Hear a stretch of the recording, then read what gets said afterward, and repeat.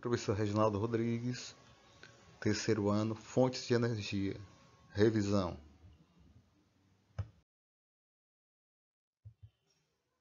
As fontes de energias podem ser classificadas em duas grandes categorias: renováveis e não renováveis. Renováveis são aquelas que o homem pode recompor. Não renováveis são aquelas que irão se exaurir. Exemplos de renováveis: eólica, que é o vento, solar, através do que? De células fotovoltaicas captadas da energia do Sol. Biomassa, podemos destacar o metano produzido a partir do lixo e a biomassa como produzido o álcool produzido a partir da cana-de-açúcar ou do milho. E hidrelétricas, energia produzida a partir do represamento das águas, da energia potencial armazenada. Não renováveis: nuclear, através de urânio, carvão mineral, petróleo, lenha e gás natural.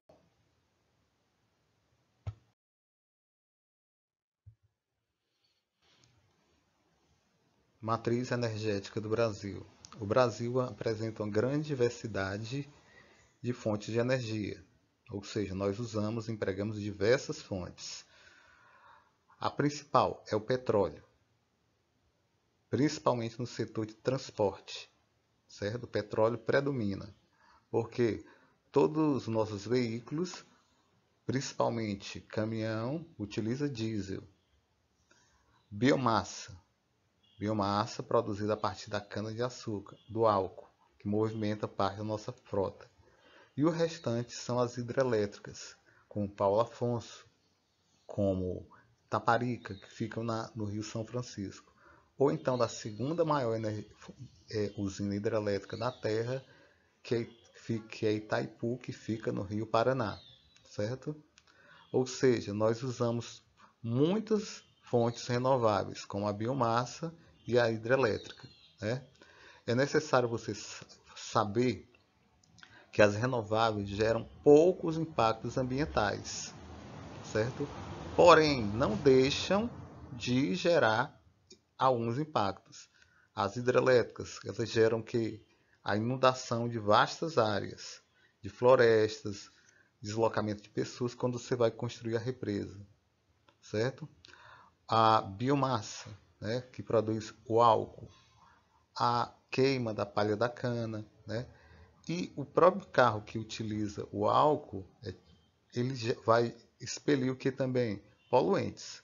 Agora o impacto é bem menor do que quando você usa o petróleo. E a energia eólica, por incrível que pareça, dessas três aqui é a mais limpa, né? Porém, ela gera um impacto também. Primeiro, na beleza cênica. Você tem uma praia, por exemplo, como a praia de Canoa Quebrada, a Praia das Fontes. Aí a beleza natural da praia é quebrada pela construção dessas torres eólicas. Outro aspecto também é a poluição sonora que ela gera.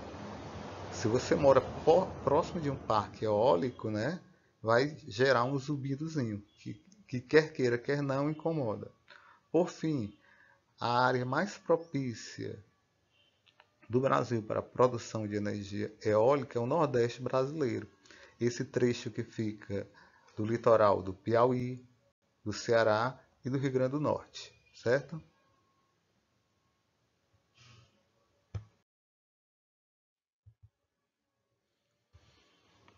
Exploração do petróleo no Brasil.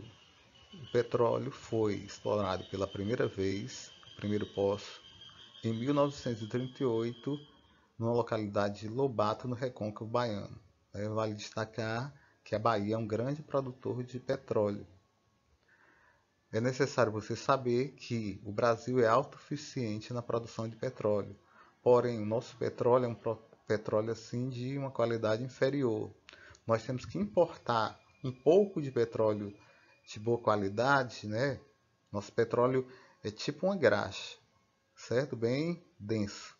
É necessário para a gente importar um petróleo de melhor qualidade, né? Mais liquefeito, para poder misturar e fazer o refino. Mais de 90% da nossa produção vem da plataforma continental. O que é a plataforma continental? É o fundo do oceano, né? Essa faixa que fica em torno da até 1, 2, 500 quilômetros mar adentro, certo? Mar adentro, não é de profundidade. O nosso petróleo está nessa região. A plataforma continental é um prolongamento do relevo do continente. Quando a plataforma continental acaba, há um imenso declive chamado talude, aí eu tenho as grandes profundidades do oceano, certo? A plataforma continental seria uma região do oceano onde a profundidade seria um pouco menor se comparado com o mar aberto, certo? É daí que vem mais de 92% da nossa produção, ok? Menos de 8% é retirado do continente. Exemplo, o Ceará produz um pouquinho de petróleo, porém, grande parte vem de plataformas, né, da Petrobras que estão no litoral do Aracati, do Icapuí ou então de Paracuru. É necessário você saber também, né, que a refinaria, o refinamento é o processo no qual eu pego o petróleo e transformo em seus subprodutos, como o óleo diesel, querosene, o gás de cozinha, né, o gás butano, e também plásticos, resinas, tintas. A maior parte das refinarias do Brasil estão localizadas na região sudeste e sul, principalmente em São Paulo. Algumas refinarias estão localizadas no nordeste, como por exemplo na Bahia. E recentemente, né, estão construindo uma no estado de Pernambuco, no porto de Suape.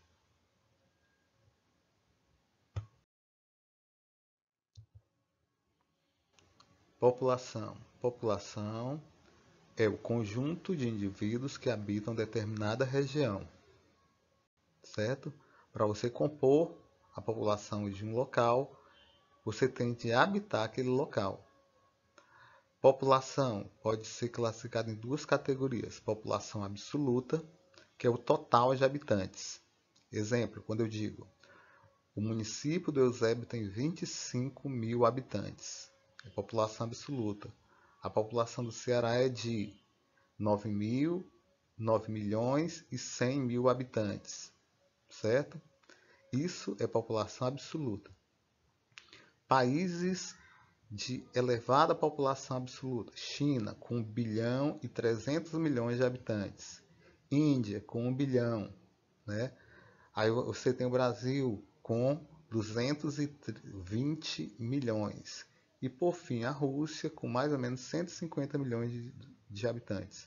Nessa categoria aqui, você pode colocar também quem? Os Estados Unidos, que tem mais de 300 milhões de habitantes. Por fim, eu tenho outro tipo de população, que é chamada densidade demográfica. É o número de habitantes por quilômetro quadrado. Eu pego a população e divido pela área. Aí vai dar um númerozinho, um número que é dado em habitantes por quilômetro quadrado. Exemplo, a Holanda. A Holanda tem em torno de 400 habitantes por quilômetro quadrado. Isso é a densidade demográfica. O Brasil tem 29 habitantes por quilômetro quadrado. Né? Isso é o que? Densidade demográfica.